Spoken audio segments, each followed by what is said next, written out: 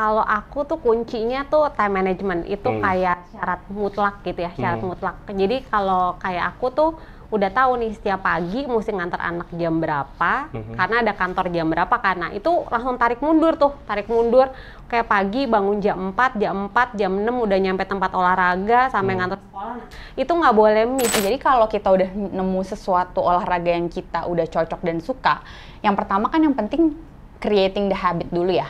Setelah habitnya jadi, kita coba olahraga lain itu jadi nggak sebeban waktu kita pertama kali sama sekali nggak pernah olahraga.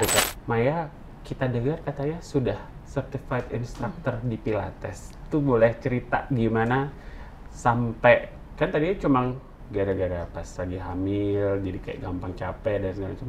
Kok tiba-tiba jadi instruktur?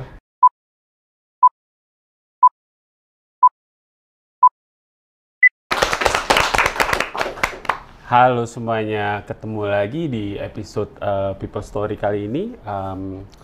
Hari ini kita kedatangan dua tamu cantik. Yang satu agak tegang, tapi biasanya sih kalau udah kenal dia nggak setegang ini. Nah, kali ini kenapa kita mengundang mereka? Karena kita mau ngobrolin, kita tinggal di Jakarta. Ya nggak di Jakarta sih, mungkin di Jabodetabek ya, dengan kebiasaan kita harus berburu waktu, menyelesaikan pekerjaan, tugas dan tanggung jawab pekerjaan di rumah. Jadi peranan kita di personal maupun profesional yang kadang-kadang sebenarnya ada satu tantangan biar kita optimal dalam menjalankan peranan tersebut itu kita harus tetap sehat. Nah, kita pengen ngobrol nih sama dua, aku nggak akan manggil tante, ntar mereka marah. Dua mbak-mbak cantik ini tentang gimana sih mereka mengintegrasikan semua hal tersebut, peranan mereka di rumah, di pekerjaan, membagi waktu untuk menyempatkan diri tetap bisa berolahraga, jaga asupan makanan yang oke, dan mungkin pengalaman mereka sendiri kapan mereka punya kesadaran akan pentingnya menjaga hal tersebut. Kayak gitu. Nah, sebelum kita mulai mungkin kita kenalan dulu dari Iren. Silahkan kenalan sama teman-teman. Halo semuanya, saya Iren Elfrida dari Corporate OD di HR. Oke, dan halo semuanya, saya Maya dari Talent Management di Corporate HR. Oke, nah, singkat padat jelas. Oke, masih tegang dua-duanya. Kita bikin mereka nggak tegang. Nah, kita mau ngomongin tentang tadi pentingnya untuk kita tetap fit, tetap sehat di tengah tuntutan peranan kita yang macam-macam. Plus kalau misalnya harus ke kantor dengan jarak dan segala macam. Kita mulai dari Iren dulu biar Iren nggak lebih tegang. Ren, gimana Ren? Kalau dari kamu? Apa nih? Masalah physical wellness, pentingnya biar fit dan sehat. Kalau masalah physical wellness tuh menurut aku tuh memang penting banget ya. Soalnya kan kalau misalnya kita kerja tuh, kalau misalnya kita fisiknya nggak sehat, sebenarnya kita tuh susah berkonsentrasi lah terhadap pekerjaan atau apapun yang harus kita lakukan lah, kewajiban-kewajiban kita gitu, termasuk di rumah gitu, peranan kita di rumah, kemudian di kantor gitu sih. Jadi emang kayak itu harus sudah jadi kebiasaan dan habit dan keharusan yang kita tuh merasa, kita sendiri tuh harus merasa itu penting gitu. Oke.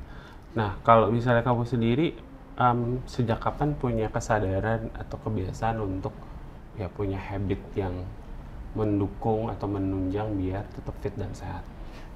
Itu tuh kayaknya pertama kali bener-bener rutin berolahraga ya, gitu ya. Itu tuh dulu punya kesadarannya mulai di tahun 2018 gitu. Waktu itu tuh karena memang trigger pertamanya tuh karena kok sering banget ya sakit kepala, terus sering banget sakit-sakit kecil-kecil gitu sih. Sebenarnya kayak gampang flu, gampang drop gitu. Jadi banyak aktivitas aja nambah sedikit langsung kayak kok cepet drop ya gitu. Terus akhirnya kan capek sendiri ya kalau misalnya kayak aduh kok kayaknya badan tuh lemah banget gitu, dan akhirnya itu ngaruh juga ke kerjaan kan. Maksudnya kayak mau ngerjain apa dikit-dikit sakit, mau ngerjain apa dikit-dikit sakit gitu. Jadi akhirnya waktu itu mikir, oh kayaknya harus ada yang diubah deh dari habit hidup aku yang sebelumnya gitu. Karena dulu tuh juga emang nggak menjaga makan gitu. Apa asupan makan tuh nggak diperhatiin. Kayak, ya mungkin dulu juga kayak awal-awal nikah ya, jadi masih kayak ya udah makan apa aja gitu, masih happy-happynya kayak pengen menyenangkan diri sendiri. Gitu. Sampai akhirnya ngerasa badan itu sangat lemah, akhirnya ya udah nih harus lakukan sesuatu gitu. Akhirnya coba mulai dari ikut dulu tuh awalnya pilates sih sebenarnya. Di belakang kantor tuh ada waktu itu. Kok suka. Nah, terus lama-lama ya udah coba dirutinin 1 kali dulu seminggu. Lama-lama kok jadi nagih pengen 2 kali seminggu kayak gitu-gitu dan akhirnya itu jadi habit sih. Tapi itu berarti kesadaran itu triggernya karena hasil medical check atau hasil tes kesehatan atau gimana, Ren? Iya sih, jadi dulu sempat kayak ngecek gitu, tapi kok ada beberapa yang kayak harusnya di usia segitu, waktu itu kan masih muda ya. Itu tuh waktu sekarang itu bukannya masih muda juga? Masih sih. Cuman tuh maksudnya dulu tuh kayak harusnya tuh kayak aku melihat teman-teman yang lain gitu, yang sepantaran lah, itu lebih produktif dan tidak gampang sakit gitu. Terus kalau compare, kan kadang-kadang juga suka cerita medical check-up-nya kayak gimana gitu. Kan soalnya aku kayak banyak banget yang kok sering banget migrain, terus kok kadang-kadang tuh kalau stres sampai tegang gitu, apa dulu kolesterol atau apa gitu. Terus akhirnya ya udah memutuskan bener-bener cek, terus kira-kira apa yang bisa mengubah. Sebenarnya awalnya dulu emang dikasih taunya gaya hidup pertama yang diubah adalah asupan makanannya dulu gitu. Baru abis itu biasakan bergerak gitu sih. Oke. Menarik ya. Ntar kita balik lagi ke Iren. Kalau Maya gimana, Maya? Aku tuh mungkin mulai aware sama kesehatan mungkin 2010 gitu ya. 2010 itu lebih lama dari Iren ya. Lebih lama. Waktu itu tuh karena mungkin karena hamil terus kok jalan tuh ngos-ngosan. Jadi disitulah pertama kali mulai pilates. Abis itu udah melahirkan ternyata berlanjut pilates, yoga dan apapun gitu kan. Tapi pada saat udah menjadi habit, ternyata kalau pada saat badan nggak bergerak malah kebalikannya gitu kan. Jadi rasanya mau sakit gitu. Jadi kalau dalam seminggu udah nggak berolahraga, mulai kayak pulang sakit, mau flu, segala macam. Jadi kondisinya jadi berbalik pada saat udah jadi habit. Oke. Nah, gimana biar bisa lebih aware sama kondisi badan? Kalau dari cerita kamu, apakah memang karena kondisi eksternal doang atau titiknya di mana sampai kamu tahu bahwa oh ini karena nggak exercise atau nggak olahraga? Kalau aku tuh mungkin dulu karena mulainya pas hamil gitu ya, habis itu pas punya anak kan kita lebih aware bahwa kita memang harus lebih fit lah ya untuk melakukan segala aktivitas dan macam-macam yang anak terus pagi ngantor apa segala macam. Nah di situ tuh mulai aware. Nah memang aku bisa bilang olahraga itu kita harus menemukan olahraga yang kita suka. Jadi kan kalau sekarang mungkin ada olahraga yang ada hype-nya gitu ya, itu nggak serta-merta harus diikutin karena ada orang-orang yang juga mungkin cocok sama olahraga padel atau tenis atau badminton. Semua orang punya kecocokan. Nah menurut aku kalau kita udah match sama satu type of olahraga, badan kita tuh akan manggil gitu, nyari lagi nih buat olahraga ini.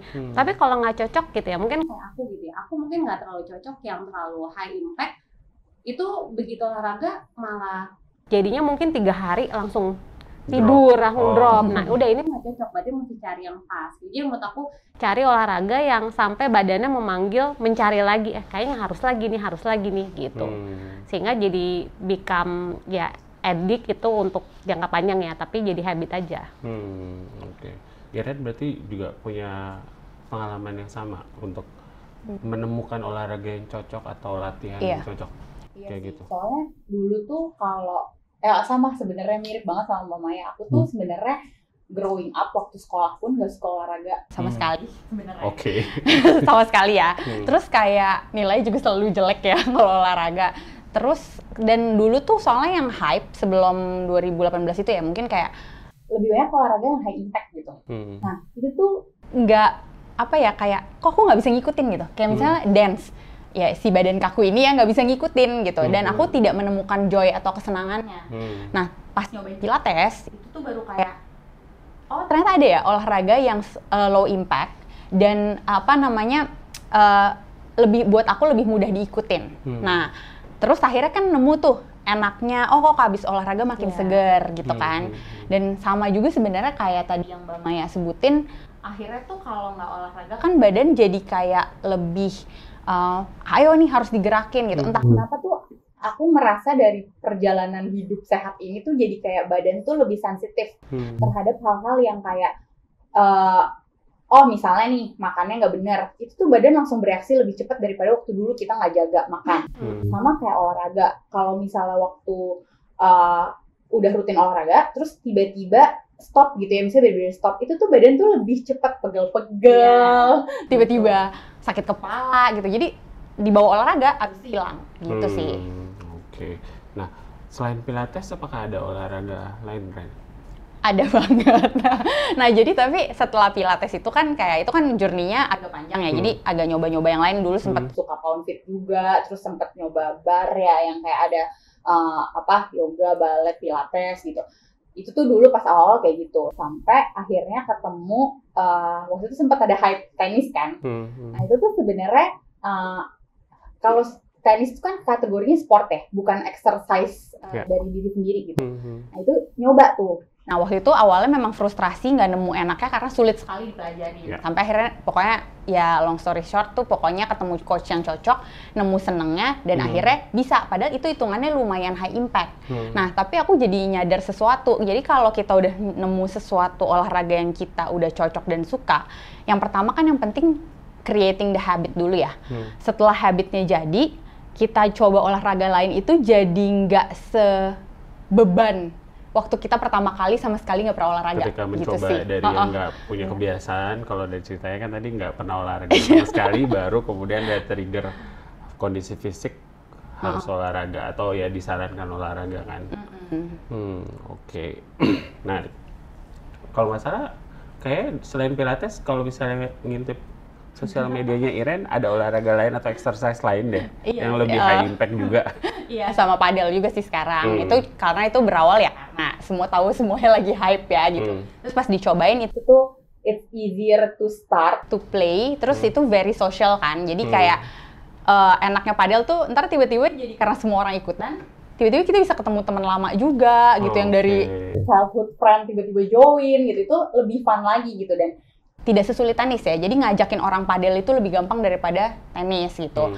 Sama ya, aku juga rutin nge-gym karena emang kayak selain asupan makanan tadi, kan kita juga perlu perhatiin perkembangan masa otot ya, karena ternyata kan masa otot itu yang ngebantu kita juga badan kita tuh metabolismenya lebih baik gitu. Makanya jadi rutin nge-gym, tapi ya itu di mix lah gitu. Tapi at least kayak nyempetin 2-3 kali seminggu lah.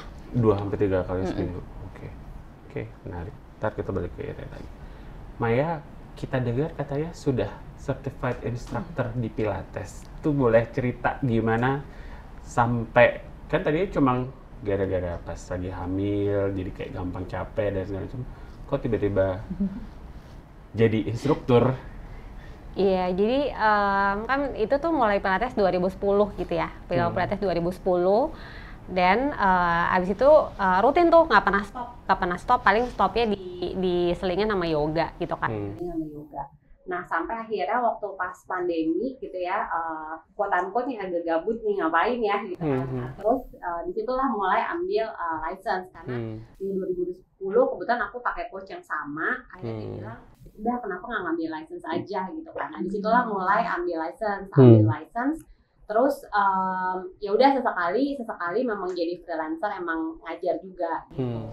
Nah, di luar itu tuh sebenarnya karena ada banyak benefit yang aku pribadi memang merasa oh ini kayaknya bagus nih untuk long term gitu kan. Karena dulu aku juga ada saraf kejepit, jadi udah ke dokter, udah fisio, pokoknya segala macam lah, chiropractic, gitu ya. Tiba-tiba tuh sembuh di 10 kali pertemuan. Nah, akhirnya aku pikir oh ini kayaknya bagus gitu kan. Terus orang tuaku tuh juga kebetulan si mamaku tuh kebetulan waktu itu lututnya harusnya dioperasi karena udah sampai 3 dokter. Nggak usah mama pilates aja gitu kan. Terus 10 kali pertemuan dan dia udah daki gunung, ibarat sampai yang paling atas gitu kan. Itu semua sembuh gitu kan. Terakhir mungkin anak aku karena dulu pandemi dia main game ya. Main game kan duduk bungkuk, napas bunyi-bunyi gitu karena kayak asma. Terus udah ronsen nggak kenapa-napa. Terus dia pilates, sebenarnya bukan karena pilates ya, karena mungkin dia bergerak untuk memperbaiki postur tubuh, sehingga mungkin aliran nafasnya tuh yang tadi dia bungkuk kebuka, nafasnya jadi benar gitu kan. Akhirnya ternyata sembuh gitu kan. Jadi aku merasa mungkin ya udah ini memang cocok.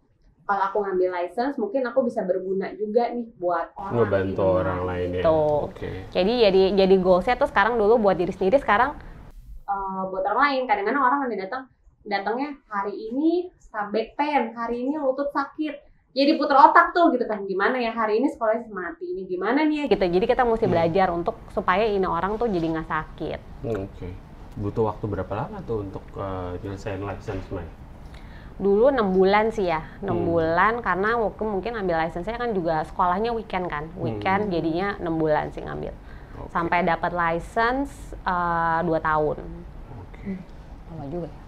Gitu. Iren mungkin bisa mempertimbangkan. Tapi kan kalau bisa happy nggak berasa juga kan Iya, betul. Walaupun ada ujian atau kawan-kawannya juga kan. Tapi unfortunately itu pada saat kita udah sekolah kan dulu kan aimnya cepetan mau ngambil license gitu kan. Tapi abis ngambil license itu kan tidak semudah itu kita abis kita sekolah nggak semudah itu kita ambil sertifikasi kan. Kita mesti menyelesaikan berapa kali observasi, berapa kali ngajar, berapa kali diri kita sendiri latihan gitu kan. Malah waktu mengambil sertifikasi memang dalam punya keyakinan nggak mungkin nggak lulus. Kebetulan aku ngambil sertifikasi yang internasional kan. Tapi lebih kita takut nih, kira-kira kalau sampai license itu kita pegang, kita ngajar ini responsibility-nya lebih gede loh. Orang sampai jadi injured apa enggak, terus jangan sampai keluar dari kelas kita tuh malah gini, gila malah nggak enak ya, badannya masih sakit. Nah, itu jadi ketakutannya tuh lebih ngeri, ambil nggak ya, karena jadi orang taunya udah certified, dia bisa memperbaiki postur. Nah kalau itu nggak happen, kita tuh sebagai instruktur malah takut. Oke, menarik. Oke. Nah, tadi udah ada cerita-cerita seru, tantangan yang kalau Maya kan karena memang akhirnya ngambil license atau certification. Kalau Iren berarti dari yang tadi nggak pernah olahraga sama sekali, sekarang ya addicted exercise lah ya. Nah, tadi kalian bilang udah nikah, kalau yang ini udah punya anak. Nah, kantor juga punya ya role sebagai partner ataupun sebagai ibu lah ya. Gimana kalian membalancing itu semua dengan ya kayak tadi kita bicara rumah di mana, kantor di mana. Kemudian kadang-kadang kalau udah capek males nih. Emang bakalan masih punya tenaga dan waktu buat exercise. Gimana Maya dulu deh.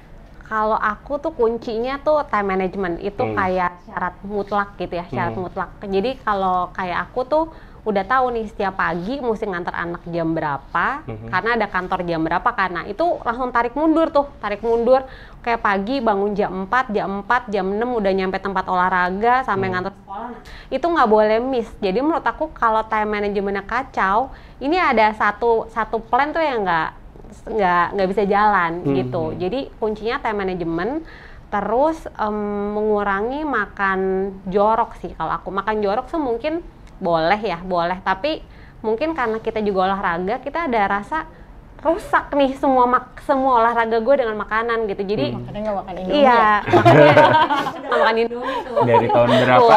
High school berarti 2003 ya aku udah nggak makan Indomie. Udah 22 itu keren loh. tahun. Jadi sebenarnya lebih kayak self awareness-nya tuh lebih ada. Satu, time management.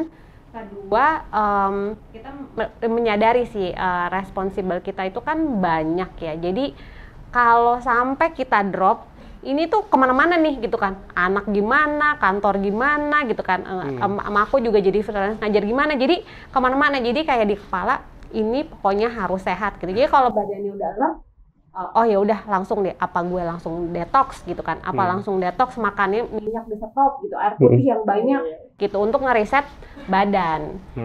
Sama tidur itu minimum 6 jam itu is a must kalau menurut aku. Walaupun sulit ya. Itu kayak harus banget. Oke, nanti kita bahas sebenarnya. Kalau Iren gimana, Ren? Juggling Kalau- with all the roles and then responsibilities-nya. Gimana ya? Kalau itu kan soalnya aku berawal dari ya tadi ya, background-nya karena sering sakit gitu kan. Nah, jadi kayak itu tuh jadi satu kesadaran gitu. Suatu kesadaran bahwa itu tuh kayak kewajiban gitu loh. Kayak kewajiban emang itu harus dilakuin gitu. Kalau nggak dilakuin, itu akan impact ke kesehatanku dan sebenarnya impact ke orang lain di sekitarku juga gitu. Di pekerjaan kita nyusahin orang lain karena harus teman-teman kita backup gitu. Di rumah juga sama suami juga jadi nggak bisa banyak beraktivitas gitu kan. Terus kayak kita juga nggak bisa ngelakuin hobi-hobi kita yang lain gitu kan selain berolahraga lah ya gitu. Tapi itu tuh kayak kita tuh harusnya udah nganggep menjaga kesehatan itu tuh kewajiban gitu. Sama aja kayak tiap hari kita tuh mandi, gosok gigi, itu tuh harusnya rutinitas yang udah kita perlengkapi di setiap harinya tuh harus ada gitu. Tanpa kesadaran itu tuh kesadaran bahwa kita tuh harus jaga karena supaya kita tuh juga bisa lebih bermanfaat ketika kita tuh melakukan kegiatan sehari-hari sih. Karena kan kalau kita sehat, kita lebih banyak bisa berkontribusi secara maksimal ya. Itu sih. Di personal maupun di profesional. Betul. Oke. Time management, disiplin. Oke. Kalau tadi asupan makanan, kalian ada konsultasi dengan ahli gizi kah atau otodidak atau gimana, Ren? Aku konsul sih emang sama ahli gizi gitu. Terus kayak ternyata jadi yang mungkin kalau orang kan suka nggak tahu ya, misconception lah ya sebelumnya kayak ya udah yang penting mau kurus nurunin berat badan gitu ya, kilogramnya nih yang diperhatiin gitu. Tapi karena aku juga mungkin kan rutin nge-gym, gymku juga very concern with the body composition gitu ya. Jadi kayak dicek gitu body compositionnya kayak gimana. Itu kan kelihatan tuh kayak body fat kita tuh berapa. Karena bisa jadi kita kelihatan kurus, tapi sebenarnya body fat kita tuh melebihi dari yang harusnya kadar normalnya berapa.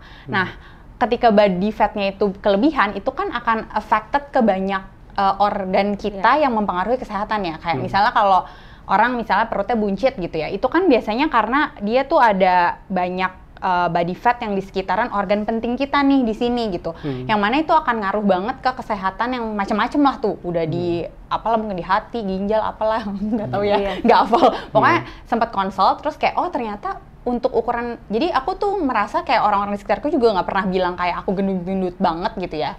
Tapi ada fase di mana aku tuh kayak lebih cabier, lebih kayak lebih montok lah ya gitu. Dan ternyata tuh yang di saat itu juga emang lebih lemes juga gitu. Lebih gampang sakit tadi Lebih gampang sakit, dan ternyata pas dicek tuh walaupun kelihatannya badannya normal, tapi ternyata body fatnya tuh over banget. Waktu itu sampai kayak 32% apa gitu. Padahal kan normalnya perempuan tuh kayak 20 atau berapa ya? 20 sampai 25 ya, aku lupa. Nah, terus jadi di situ tuh apa ya tadi pertanyaannya jadi lupa. Konsultasi. Oh iya, konsultasi. Asupan makanan. Ini tadinya dia bilang, aduh aku jangan banyak ngomong. Ternyata dia mau ngomong 1 menit dikit nggak langsung. bisa. Soalnya ini seru sih, maksudnya kayak pengen ngasih tahu orang-orang kayak mungkin ya mulai pertama juga bisa lihat dari body fat itu dulu gitu. Karena itu ngaruh banget, jadinya dari situ baru kayak dibikin nih meal plan-nya. Jadi pas awal bener-bener harus bersih dulu ya. Jadi kan kalau dulu aku kayak makan gorengan, Indomie gitu kan. Tengah malam masih makan gitu. Ini bener-bener kayak makannya dibenerin dulu. Dan waktu itu tuh dikasih tahu harus at least jalan kaki tuh 1 hari 10.000 gitu. Nah, tapi kan yang namanya orang harus bertahap ya. Jadi pertamanya dikasih kayak 5.000 dulu deh gitu, nanti naik ke berapa gitu. Jadi harus ada aktivitas fisik yang membarengi asupan makanan yang udah diperbaikin ini dulu gitu. Oke. Ini udah berjalan rutin berapa lama? Kalau yang konsul ke dokter gizi mungkin udah 3 tahun terakhir kali ya, gitu. Tapi memang kalau exercise atau aktif bergeraknya yang tadi dari 2018 gitu. Pelan-pelan ya, bertahap. Oke. Kalau Maya terkait asupan makanan gimana? Aku lebih otodidak sih, karena mungkin lebih ini ya.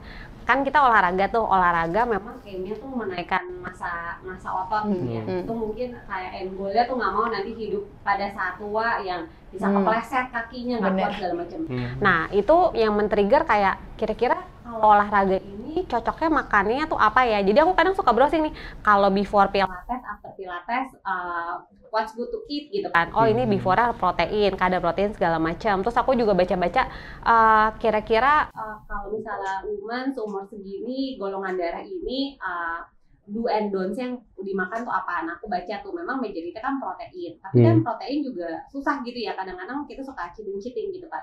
Jadi yang penting tiap hari tuh memastikan asupan protein itu lebih banyak dari karbo dan dan apapun dessert ya, karena aku suka dessert, tapi pokoknya harus makan gitu. Jadi kalau kurang malam tuh aku kejar tuh kayak yang penting makan ayam, daging atau ikan gitu. Itu dikejar supaya metabolismenya juga bagus somehow. Kalau pergi makan sama Maya, mau sebanyak apapun makanan yang sudah dimakan Maya, dia harus makan dessert. Ya, betul. Oke. Nah, kalau kesalahan cerita tadi kan orang akan nangkep mahal juga ya untuk sehat. Kalau dari perspektif kalian gimana? Maksudnya entah itu dari sisi keuangan atau misalnya dari sisi investasi waktu dan tenaga, itu kan kayak kesannya jadi mahal. Atau dari kalian sendiri mungkin bisa kasih masukan buat teman-teman yang pengen mulai tapi mungkin nggak bisa, yang nggak harus yang ekstravagan atau mahal. Oke, kalau aku ya, kalau mahal iya, tapi sakit even lebih mahal gitu. Jadi mahal memang iya, tapi it depends ya. Itu kayak relatif banget karena sebenarnya olahraga yang tidak mengeluarkan uang pun juga banyak gitu kan. Jalan kaki, beli sesimpel beli rubber band di rumah, mungkin olahraga sendiri itu bisa gitu kan. Kalau makanan juga sebenarnya aku juga nggak catering, tapi kan asupannya tuh dikontrol gitu kan. Paling mungkin masalahnya yang mau dimakan tuh apa gitu kan. Kadang-kadang kita merasa jajan di luar itu lebih sehat, tapi jangan salah, mungkin makan di rumah itu kita bisa mengontrol jenis minyaknya, itu even lebih bagus gitu. Jadi sebenarnya relatif, tapi kalau sakit lebih mahal. Kalau Iren? Ya sama sih, kalau sakit tuh sebenarnya lebih mahal gitu sebenarnya ngeliat itu. Tapi kalau dibilang mahal atau enggak ya,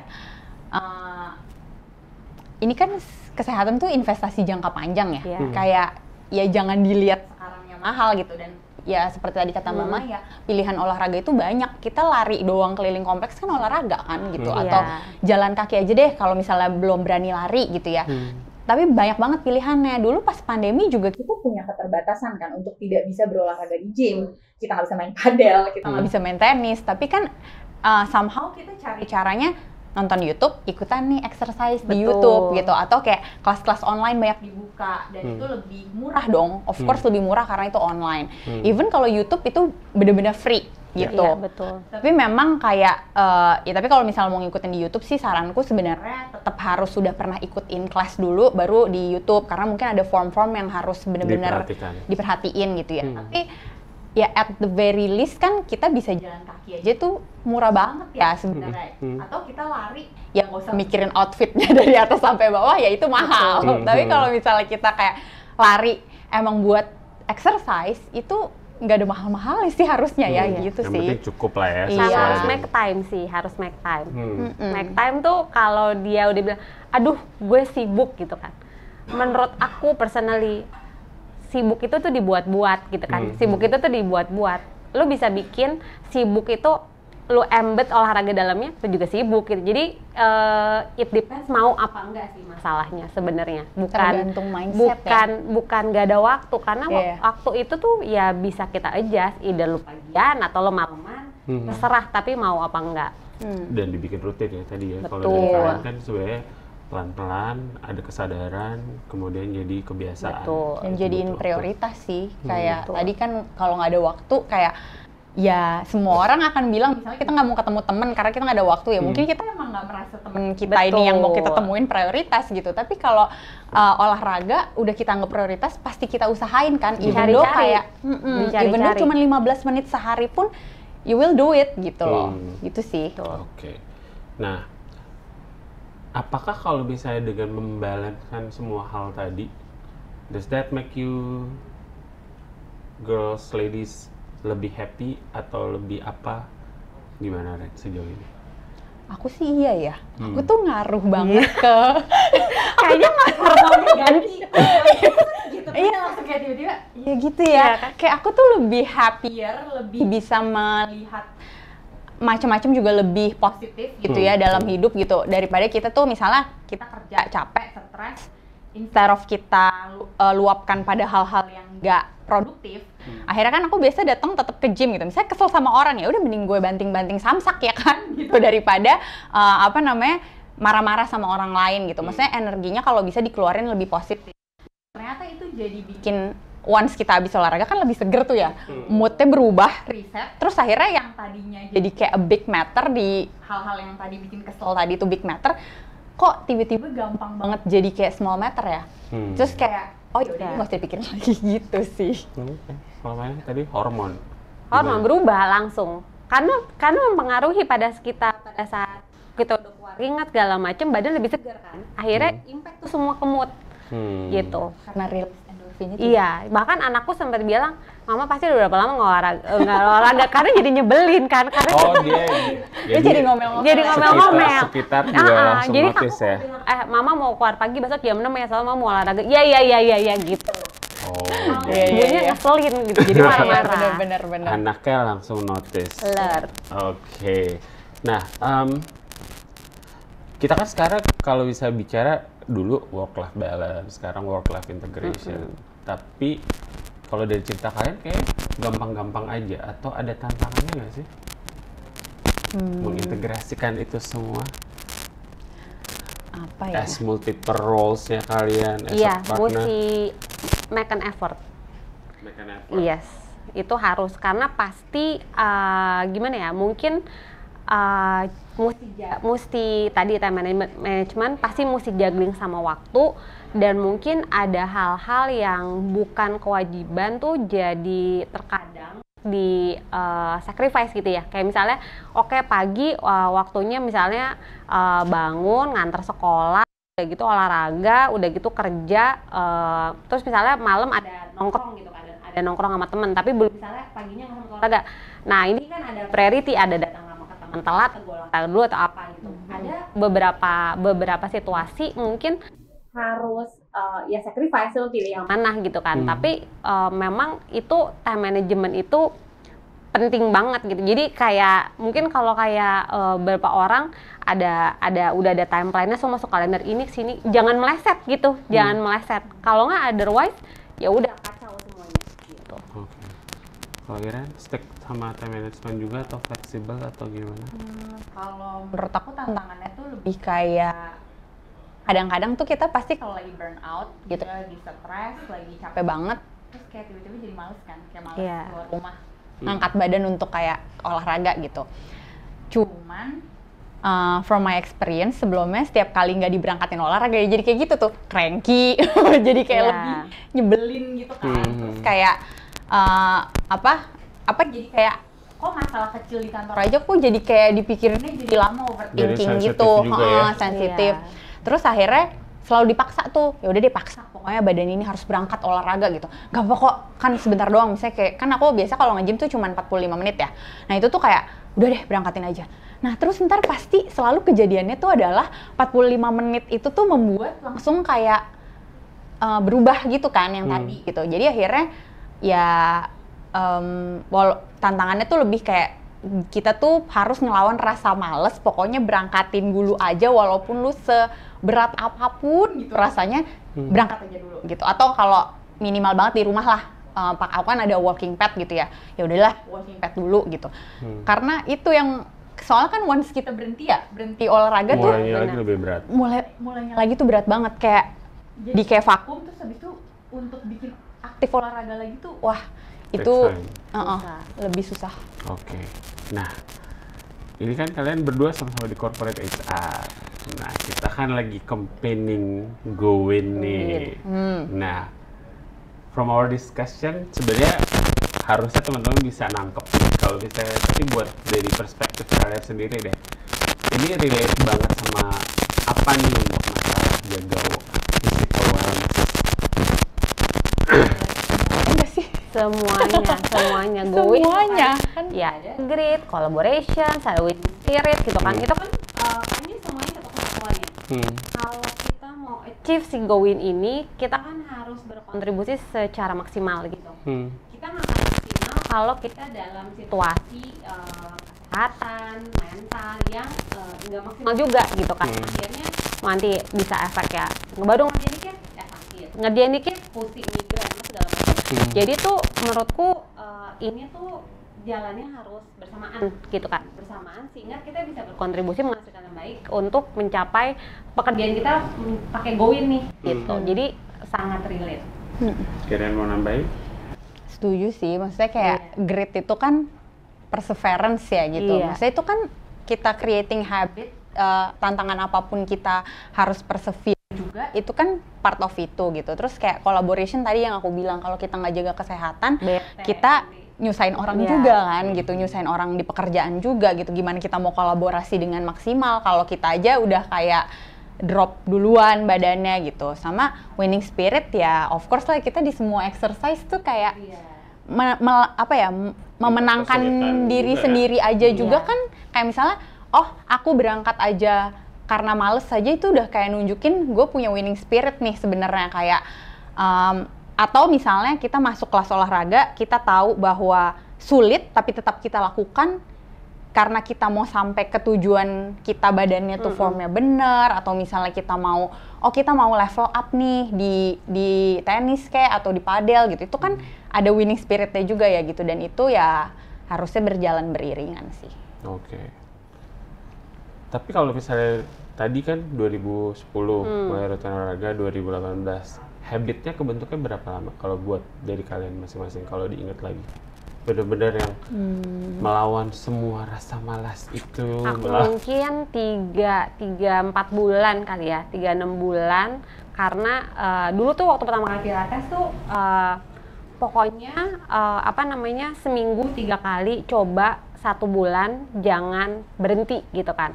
Jadi mungkin ini ya, mungkin badannya tuh dipaksa adjust dulu. Nah itu masih malas-malas tuh, tapi begitu badan udah adjust, udah masuk habit yang dimana habitnya tuh bukan kita kepengen lagi tuh, badannya nyari mana nih gue bergerak, harus olahraga gitu.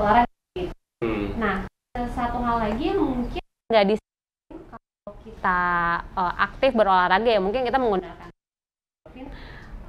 itu tuh indirectly tuh kita punya mindset tuh sama positif aja gitu. Karena kan moodnya lebih nggak swing gitu, lebih chill lah kita. Oh ya udah sebentar ya, jadi lebih chill karena mungkin kita nggak kerja terus fokusnya ada distraction yang membalance kita punya habit kerjaan gitu. 3-6 bulan. Kira? Kalau aku mungkin ya sekitar 3 bulan sih untuk ngebentuk habitnya gitu. Emang sama sih, emang bener-bener harus dirutinin. Kalau dulu caranya adalah dengan bayar dulu membershipnya. Jadi kan kita ya nggak mau dong udah bayar mahal terus nggak datang. Dan sama satu hal lagi, memang lebih seneng kalau mulai exercise tuh karena aku orangnya ekstrovert ya.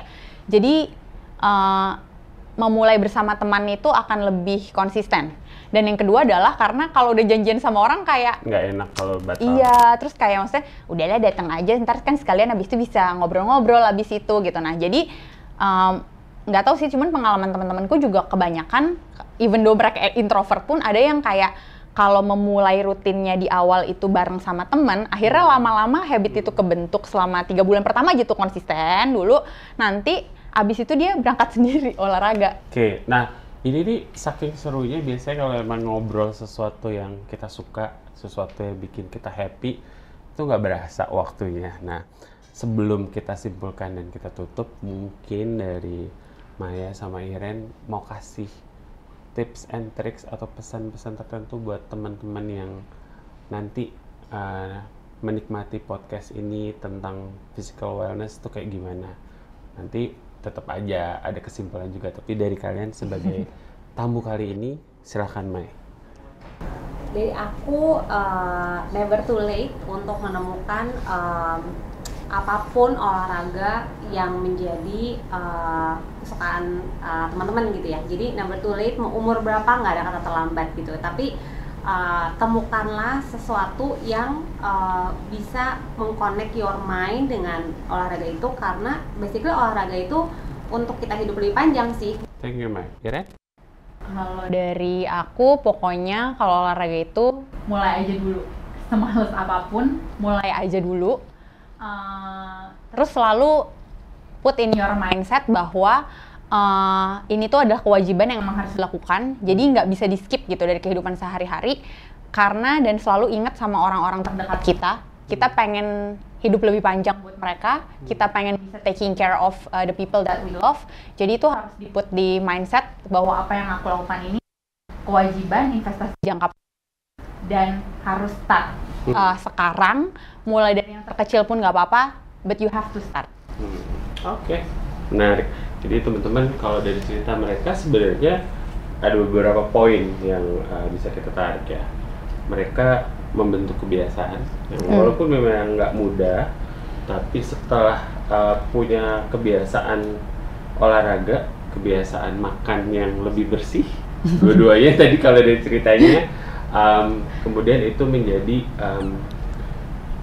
alarm sendiri buat diri sendiri, pentingnya menjaga physical wellness ini atau kesehatan fisik ini dengan entah itu olahraga atau latihan.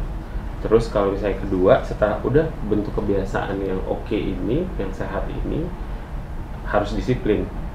Semalas apapun harus dilawan, kemudian juga disiplin terkait manajemen waktu, dan manfaat dari kebiasaan hidup sehat ini nggak cuma buat diri sendiri, tapi juga kalau Maya tadi sampai dia jadi instruktur pilates karena mau membantu orang juga. Tapi juga dari dua narasumber kita ini juga sebenarnya adalah untuk memastikan bahwa mereka tetap sehat dan orang di sekitar juga bisa terinspirasi atau juga nggak ngerepotin orang lain kan istilahnya ya. Dan pastinya dengan Go-Win itu sangat relatable karena dengan kebiasaan membentuk hal yang sehat dari sesuatu yang dibentuk dengan konsistensi, dengan semangat, dengan happiness, kemudian juga itu ngaruh ke happiness juga untuk ketika bisa kerja dengan berbagai macam orang, lebih happy, lebih easy going, lebih nggak gampang sensitif jadinya, dan akhirnya karena udah punya kebiasaan sehat, punya winning spirit yang oke juga. Nah, ini kesannya ketawa-tawa tapi sebenarnya isinya serius karena memang pembawaannya kita ceria-ceria semua gitu. Oke, Maya sama Iren, thank you banget waktunya sudah mau meluangkan waktu dan berbagi pengalamannya. Semoga berguna buat teman-teman dan kita bisa say hi ke semua yang menonton podcast kali ini. Sampai ketemu lagi di kesempatan berikutnya. Thank you. Bye-bye.